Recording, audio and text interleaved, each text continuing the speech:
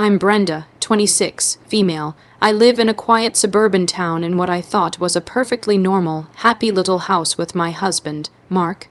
I work as a medical assistant, a job I love because it's all about care and precision, two things I used to believe were the foundation of my life and my marriage. We were the couple everyone envied, young, in love, with a bright future ahead.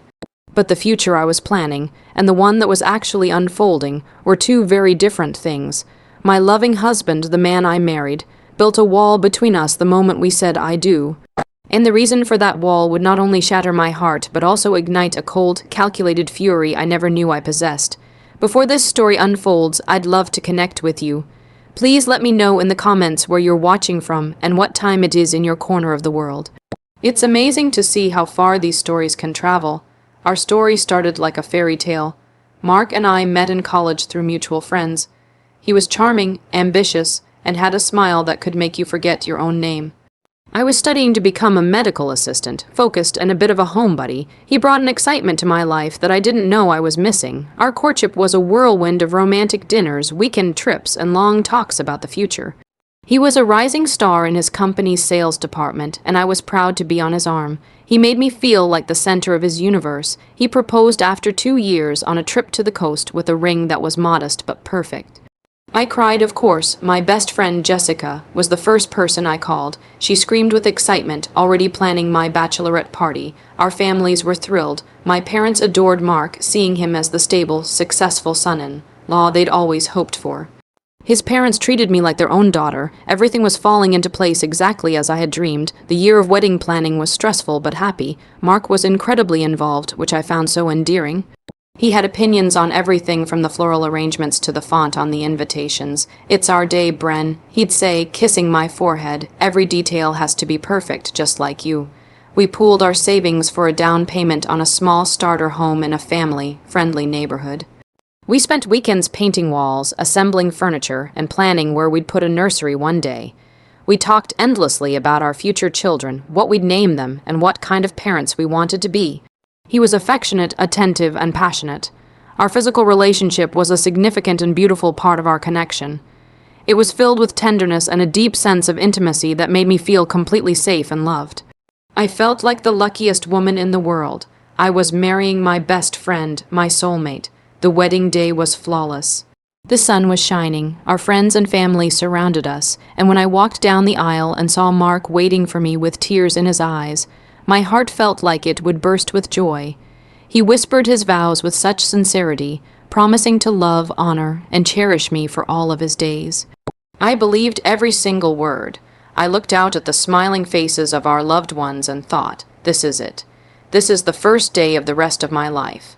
I had no reason to believe it would be anything less than wonderful. That night, as we danced under the stars at our reception, he held me close and told me he couldn't wait to start our lives together. The optimism was intoxicating. The future felt boundless and bright. I went to bed that night in our hotel room, blissfully happy and completely unaware that the man sleeping beside me had already decided our perfect beginning was also the beginning of the end. The shift was so subtle at first that I barely registered it. The first few weeks after the wedding were a haze of unpacking wedding gifts, writing thank you cards, and settling into our new routine as husband and wife. I chalked up the initial distance to exhaustion. The wedding and the move had been a huge undertaking, and Mark's job was demanding. As a sales manager, he often had to work late or attend networking dinners. It was understandable that he'd be tired when he came home. But the tiredness began to feel different. It felt like a barrier. When I tried to initiate any kind of intimacy, he would gently push me away. "I'm just so drained, Bren," he'd murmur, rolling over and facing the edge of the bed. At first, I was sympathetic. I'd rub his back, tell him I understood, and try to be the supportive wife he needed. I made sure dinner was always ready, the house was clean, and that he could relax the moment he walked through the door. I thought if I could just reduce his stress, things would go back to the way they were before. Weeks turned into a month, then 2. The excuses became more frequent and more varied. It was a headache, a sore back from a long flight, an early morning meeting he needed to be sharp for. The rejection started to sting. I tried talking to him about it, choosing a quiet Sunday morning when we were both relaxed. "Mark, is everything okay with us?" I asked, my voice trembling slightly. "I feel like you've been so distant lately." He looked up from his coffee, his expression one of mild irritation. "Everything is fine, Brenda. I'm just under a lot of pressure at work. This is a big year for me." Then came the line that would become his mantra, his impenetrable shield. "Look, I'm just not in the mood. My body, my choice, right? You can't force these things." The phrase hit me like a slap. He was using a slogan of empowerment as a weapon to shut me down. It was manipulative and deeply unfair, but it was also incredibly effective. How could I argue with my body, my choice? To do so would make me seem pushy, unreasonable, and disrespectful of his autonomy. So I'd retreat, the words unsaid, the hurt simmering just below the surface. The cold side of the bed grew wider until it felt like a vast, icy chasm between us. I confided in Jessica, who was immediately suspicious. "That's not normal, Bren," she said over lunch one day. "Newlyweds are supposed to be all over each other. Stress is one thing, but complete rejection is another. Are you sure there isn't someone else?" I defended him instantly. "No, of course not. Mark wouldn't do that. He's just focused on his career. He loves me." But even as I said the words, a seed of doubt had been planted. I started noticing other things. He was more protective of his phone, often angling it away from me when he texted. He started mentioning a new business partner, a freelance graphic designer named Alex, who was supposedly helping him develop marketing materials for a huge new client. The late nights became more frequent, attributed to strategy sessions with Alex. They were in the zone, he'd say, and didn't want to break their creative flow. The man I married was disappearing, replaced by a polite, distant roommate who shared my house and my last name, but nothing else. The intimacy we once shared was now just a memory, and the pain of his rejection was a constant, dull ache in my chest. The breaking point came about 6 months into our marriage. It was a Tuesday night, and Mark was out for another late one with Alex. I was doing laundry, trying to distract myself from the loneliness that had become my constant companion. As I emptied the pockets of his work trousers before putting them in the wash, my fingers brushed against a crumpled piece of paper. It was a routine I'd done 1,000 times, but this time was different. I pulled it out and smoothed it flat on the laundry machine. It was a receipt from a high-end jewelry store in a neighboring city, a place known for its expensive, custom pieces. The date was from 3 weeks prior. My heart started to beat a little faster. Our first anniversary wasn't for another 6 months, and my birthday had just passed. He hadn't given me any jewelry. I scanned the item description, custom engraved men's chronograph watch. The price made my stomach drop. It was thousands of dollars, far more than we could comfortably afford on a whim. We had a strict budget, one that we had both agreed upon to save for our future. This extravagant purchase was completely out of character for the fiscally responsible man I thought I knew, but it was the engraved message detailed on the receipt that truly took my breath away. It read, "To my Alex, forever isn't long enough, M to my Alex." The letters swam before my eyes. Alex, his business partner. The reason for all the late nights, the hushed phone calls, the sudden and complete withdrawal from our marital bed. It wasn't a woman. It was him. A wave of nausea washed over me, so intense I had to grip the edge of the washing machine to keep from falling. Every excuse, every rejection, every my body, my choice, suddenly snapped into horrifying focus. It wasn't about stress or fatigue. It was about him being in a relationship with someone else, a man. My mind raced, connecting the dots that had been floating disjointedly in my thoughts for months. The way his phone was always face down, the vague answers about his meetings, the fact that I had never, not once, been invited to meet this crucial business partner. He wasn't building a career, he was living a double life. Our marriage, our home, our future, it was all a facade. I was his cover, the socially acceptable wife who made his life look perfect on the outside. I sank to the laundry room floor, the receipt clutched in my hand. The initial shock gave way to a profound, gut-wrenching pain. The man I loved didn't exist. He was a character Mark was playing, and I had been his unsuspecting audience. The tears that came weren't just of sadness, but of humiliation. I felt like a fool. How could I have been so blind? But as I sat there on the cold tile, something else began to bubble up through the grief. Anger. A cold, clear, and focused rage. He had not only betrayed me, but he had also used my love and trust to build his lie. He had turned my dream into his alibi. I stood up, my legs shaky but my resolve hardening. I carefully folded the receipt and tucked it away in a safe place. He thought I was naive. He thought I was a pushover who would accept his excuses without question. He was about to find out just how wrong he was. He had started this, but I was going to finish it. My grief was a storm, but my anger was the calm, clear eye at its center. I knew that confronting Mark with just the receipt would result in more lies. He would gaslight me, twist the story, and make me feel like I was the crazy one for snooping. He was a salesman. Manipulating the truth was his specialty. I needed more. I needed undeniable, concrete proof that would leave him with no escape. As a medical assistant, I was trained to be meticulous, detail-oriented, and patient.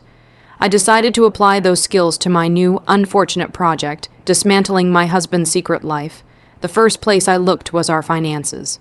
We had a joint checking account for household bills and our individual accounts for personal spending. We had always been transparent about our money, or so I thought. I started with the joint account. I logged in online and began combing through months of statements. It was mostly predictable: mortgage payments, utility bills, groceries. But then I noticed a recurring transfer. Every month on the 15th, Mark was transferring exactly $2,500 to his personal account, labeling it business expenses. When I'd asked about it before, he'd breezily explained it was for client dinners and travel, and that he got reimbursed by his company later. I had never had a reason to doubt him. Now I did. I needed access to his personal account, but I didn't have the password. That's when I remembered something from months ago. He'd been locked out of his account and had called the bank, answering security questions out loud while I was in the room. His first pet's name, his mother's maiden name, and the street he grew up on. I knew all of them. With a deep breath and a tremor in my hands, I went to the bank's website, clicked Forgot Password, and entered his information. Within seconds, a password reset link was sent to his email. This was the riskiest part. I needed to access his email without him knowing. Thankfully, his laptop was often left open on the kitchen counter. He used a simple password our wedding anniversary. The irony was sickening. I quickly found the reset link, created a new password I could remember, and logged into his bank account.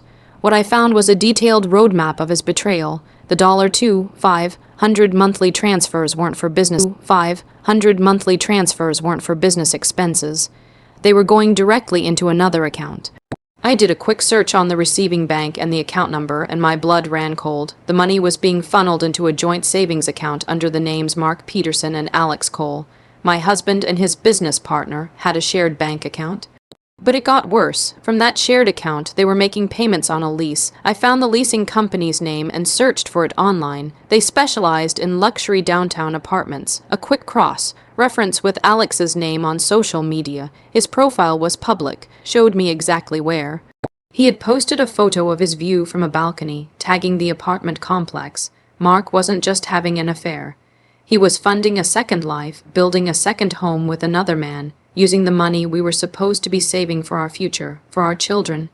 I spent hours taking screenshots, saving bank statements to a hidden folder on a USB drive, and documenting every transaction. There were payments for lavish dinners at restaurants he told me were for clients, purchases from expensive clothing stores, and even a payment to a travel agency for 2 round-trip tickets to a tropical resort, a trip scheduled for the week of our first anniversary. I worked methodically, my emotions packed away like fragile glass. Every piece of evidence was a brick in the wall I was building around him. I called Jessica and told her everything. She was furious on my behalf and, with her paralegal background, knew exactly what I needed to do. "Brenda, this isn't just cheating," she said, her voice firm. "This is financial fraud. He's misappropriating marital assets. You need to talk to a lawyer now." She gave me the name of a top-rated divorce attorney. I made the call the very next day. The meeting with the divorce attorney, a sharp, no-nonsense woman named Ms. Davis, was a turning point. I walked into her office feeling like a victim. I walked out feeling like a strategist. I laid out all the evidence I had gathered: the jewelry receipt, the bank statements, the screenshots of the joint account with Alex, the apartment lease payments, and the plane tickets. Ms. Davis looked it all over, her expression growing sterner with each page. When she was done, she looked at me over the top of her glasses. "Brenda," she said, "this is one of the most clear-cut cases of dissipation of marital assets I have ever seen. Your husband isn't just a cheater, he's a fool. He's left a digital and financial trail a mile wide."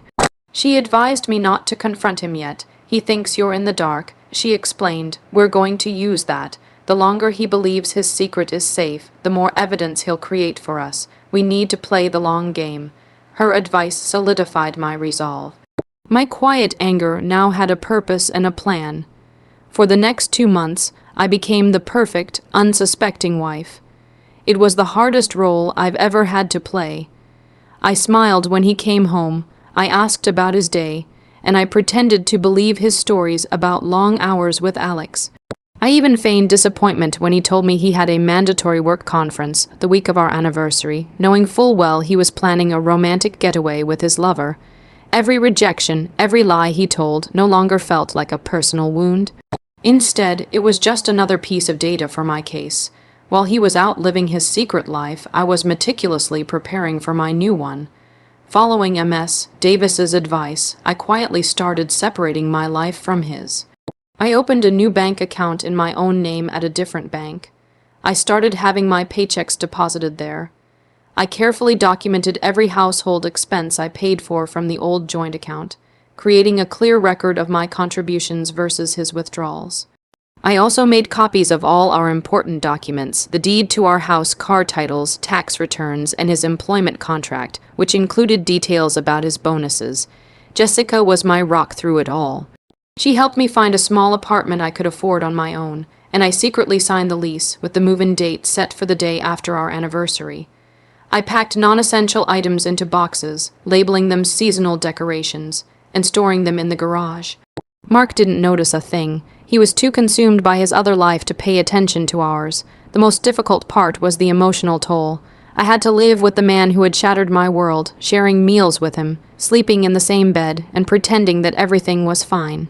There were nights I'd lie awake, staring at the ceiling, my heart aching with the weight of my secret, but then I would think of his arrogance, his condescending use of my body, my choice, and the cold, calculated way he had used me. My resolve would harden like steel. He had chosen to build his happiness on a foundation of my pain and deception. I was simply preparing the demolition charges. My revenge wouldn't be a screaming match. It would be quiet, legal, and absolute. He would learn that I was not just a character in his play, I was the architect of its final, devastating act. The week of our first anniversary arrived. Mark was in full performance mode, radiating a synthetic guilt that was almost impressive. He left a bouquet of roses on the counter for me before he left for his conference, with a note full of empty platitudes. "So sorry I have to miss our special day, Bren. Thinking of you always. Love, Mark." I threw the flowers in the trash. The plan was set for the Sunday he was due to return. 2 days before, I had movers come while he was gone. They worked quickly and efficiently, emptying the house of my belongings, half of the furniture we'd bought together, and all the personal items that made our house a home. I left his things exactly where they were. His side of the closet was untouched, his toiletries were still in the bathroom, but the house itself felt like a hollow shell. When the movers left, I walked through the empty rooms, the echo of my footsteps a prelude to the silence that would soon fill his life. I then drove to my new apartment and spent the night, for the first time in months, sleeping peacefully. On Sunday evening, I returned to the house one last time. I set the dining room table for two, using our wedding china. I ordered takeout from his favorite restaurant. On his plate, I placed a single, sealed envelope. Inside was not an anniversary card, but a thick stack of papers, copies of his bank statements with Alex, the apartment lease payments, the jewelry receipt, the plane ticket confirmations, and, on the very top, the divorce papers that MS Davis had prepared, which I had already signed. I sat at my place, a glass of water in my hand, and waited. He walked in just after 7 p.m., tanned and relaxed from his conference. He was holding a cheap souvenir for me. "Brenda, I'm home," he called out, his voice cheerful. He walked into the dining room and stopped short, a look of confusion on his face as he took in the sparsely furnished living room behind me. "What's going on? Where's all the stuff?" I didn't answer. I just looked at him, my expression completely neutral, and nodded toward his plate. "Happy anniversary, Mark. I got you a gift." His brows furrowed. He walked over to the table, picked up the envelope, and tore it open. I watched as the color drained from his face. He sifted through the papers, his hands starting to shake. He looked from the bank statements to the plane tickets, his confident facade crumbling with each page. He finally reached the divorce papers, his eyes widening in disbelief. He looked up at me, his mouth opening and closing, but no words came out. The smug, confident sales manager was gone, replaced by a cornered, terrified man. "How?" he finally stammered. "How did you find out?" I took a slow sip of water before I answered, my voice steady and cold. "You left a trail, Mark. You were so busy building your new life, you got sloppy. You underestimated me. Brenda, I can explain. He started, the salesman in him desperately trying to regain control. It's not what it looks like. Alex is just a friend. I was helping him out. Stop, I said, my voice cutting through his lies like a scalpel. Just stop. Do not insult my intelligence by trying to lie your way out of this. I know everything. I know about the joint account. I know about the apartment you pay for. And I know your work conference was a romantic trip to the Caribbean with him. He slumped into the chair opposite me, the papers scattered on the table in front of him. He looked utterly defeated. What do you want? He whispered. I want what I'm entitled to. I said, standing up. Which, according to my lawyer, is half of all marital assets, including the money you secretly funneled into your little love nest. You will sign those papers. You will not contest the divorce. You will agree to the terms of the settlement, or I will submit every one of these documents in open court and make sure your employers, your friends, and your family know exactly what kind of man you are. I looked at him one last time, this stranger who had worn my husband's face. There was no love left, no sadness, only a profound sense of closure. You once told me, my body, my choice. I said, my voice devoid of emotion. You were right, and this is my choice, my life, my future, my freedom. Goodbye, Mark. I turned and walked out of the house, not looking back. I left him there amidst the evidence of his betrayal, in the empty house that was once our dream, with nothing but the cold truth for company. The weeks following the confrontation were a blur of legal proceedings and logistical changes. As predicted, Mark did not fight. The evidence against him was so overwhelming that his lawyer advised him to accept the settlement agreement without contest. The threat of public exposure was a powerful motivator. His image was everything to him, and the thought of his carefully constructed world being shattered was his greatest fear. The divorce was finalized quickly and quietly. The settlement was more than fair to me. M.S. Davis ensured that the funds he had dissipated on his affair with Alex were calculated and credited back to my share of the assets. I got the full down payment we had made on the house, as it had come from my premarital savings, and a significant portion of our shared investments. Financially, I was secure. Emotionally, I was beginning to heal. My new apartment, which had at first felt sterile and lonely, slowly started to feel like home. Jessica helped me decorate, and we spent a weekend painting the walls a cheerful, sunny yellow. It was a sanctuary, a space that was entirely mine, free from the ghosts of a life built on lies. I found a surprising strength in my solitude. For the first time in years, I was making decisions solely for myself. I didn't have to consider anyone else's schedule, preferences, or moods. The freedom was exhilarating. News of the divorce spread, of course. Mark's version, which he told his family and friends, was a vague story about us growing apart. He never mentioned Alex. I chose not to correct the record publicly.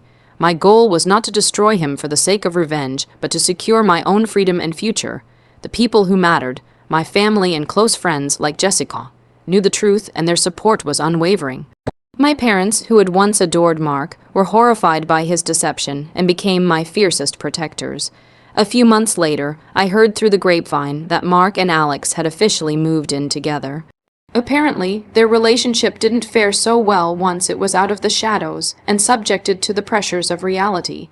The thrill of the secret was gone, replaced by the mundane realities of life and, I suspect, a lingering mistrust. After all, if he could lie so flawlessly to his wife, what was stopping him from lying to his new partner? As for me, I poured my energy into my work and myself. I took up hiking on the weekends, exploring the trails outside the city, and finding peace in the quiet strength of nature. I reconnected with old friends I had drifted away from during my all-consuming relationship with Mark. I was rediscovering the person I was before I became Mark's wife. About a year after the divorce, I was at a local coffee shop when a man in line next to me struck up a conversation. He was kind, had a genuine smile, and listened with actual interest when I talked about my job. We ended up talking for over an hour. He asked for my number, and for the first time, I gave it out without hesitation. Our first date was simple, a walk in the park. There was no pressure, no grand romantic gestures, just honest conversation. It felt real. I knew that healing wasn't a destination but a journey, and I was still on it. But as I walked beside this new person, laughing and feeling a spark of connection, I realized that Mark's betrayal no longer defined me. It was simply a chapter of my past, a painful but powerful lesson. He had taken my love and twisted it into a shield for his lies, but in the end, he had given me an unexpected gift, the chance to build a new life, a true life, entirely on my own terms. It was my body, my choice, my future. And for the first time in a long time, the future looked bright again.